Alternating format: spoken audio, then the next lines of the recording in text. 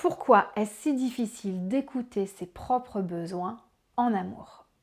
Bonjour et bienvenue dans cette nouvelle vidéo. Je m'appelle Claire Street, je suis consultante spécialiste en neurosciences et dans l'accompagnement des publics neuroatypiques et hypersensibles. Avant de vous expliquer ce qui se passe par rapport à nos besoins en amour, je vous invite bien évidemment à liker cette vidéo, à vous abonner et à faire en sorte de recevoir les notifications. Alors pourquoi? Pourquoi est-ce que c'est si difficile d'écouter ses besoins en amour quand on vous rabâche toute la journée des vidéos de développement personnel, qu'on vous explique que c'est important de prendre soin de soi, etc. On est inondé de contenu comme ça, bien sûr si on commence à les regarder sur les réseaux, et du coup, bah oui, on a toute la théorie et tout, et puis bon, il y a des moments où on arrive à le faire, au travail, peut-être en famille, etc.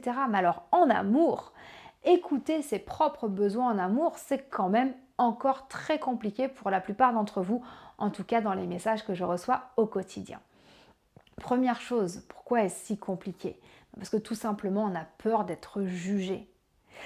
Peur que nos choix ne soient pas acceptés par la famille, les amis, la communauté, et que du coup, ben voilà, on va être jugé, et jugé bien sûr négativement, et qu'on soit rejeté, ou qu'on ait des choses dévalorisantes qui nous soient dites, ou même qu'on nous fasse des reproches. Ça, c'est hyper compliqué. Bien sûr, notre plus grande peur, c'est d'être traité d'égoïste.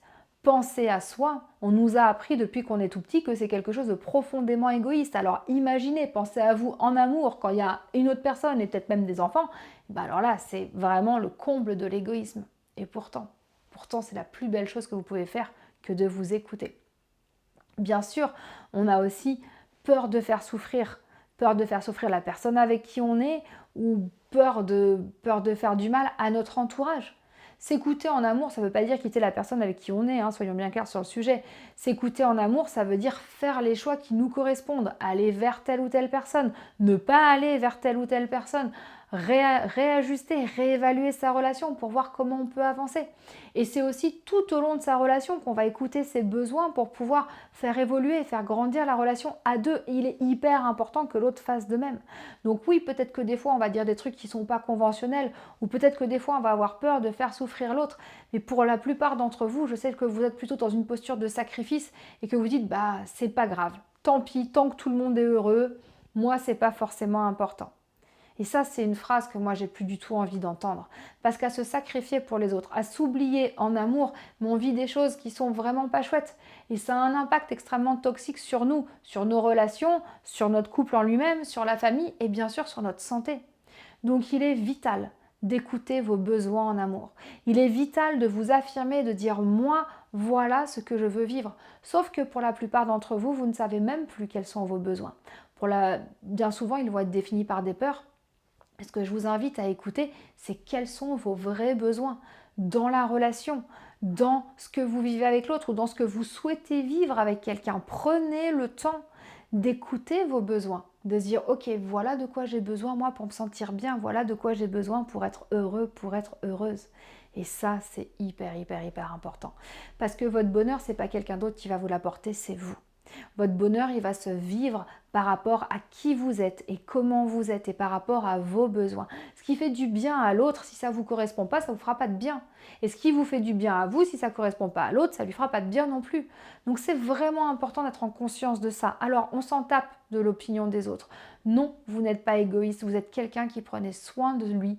Vous prenez soin de vous pour pouvoir mieux prendre soin des autres. Parce que quand on est au clair avec qui on est au quotidien, dans notre relation amoureuse, on a encore plus d'amour à pouvoir offrir à la terre entière. Donc n'ayez pas peur de proposer des choses peu conventionnelles. N'ayez pas peur de la souffrance que l'autre pourrait vivre. Parlez-en simplement. Peut-être que vous n'allez plus répondre à ses besoins et c'est ok. C'est comme ça qu'on avance. Peut-être que l'autre ne va plus répondre à vos besoins et c'est ok, c'est comme ça qu'on avance. Peut-être que l'autre va vous dire « Oh la vache, je ne savais pas comment te le dire, mais je suis exactement dans la même situation que toi. » Et ça, c'est ce que je vois le plus souvent. C'est très rare qu'il y ait beaucoup de souffrance quand les gens se disent les choses. Il y a de la souffrance quand les gens ne se disent pas les choses ou quand ils se mentent ou quand ils alimentent une illusion. Mais quand ils se disent très sincèrement les choses, je peux vous garantir que ça fait de beaux effets. Donc écoutez-vous, sortez de cette pression que vous vous mettez, choisissez-vous, choisissez votre cœur, choisissez votre vie, écoutez vos besoins, listez-les et voyez comment vous pouvez vraiment les nourrir au quotidien. Personne ne le fera pour vous. Par contre, dès que vous vous écouterez et que vous serez capable vraiment d'écouter vos besoins en amour, vous vivrez la relation qui vous correspond et vous serez pleinement épanoui là-dedans. Et c'est tout ce que je vous souhaite. Allez regarder en description, il y a un cadeau qui vous attend et moi je vous dis à très vite pour une prochaine vidéo. Merci.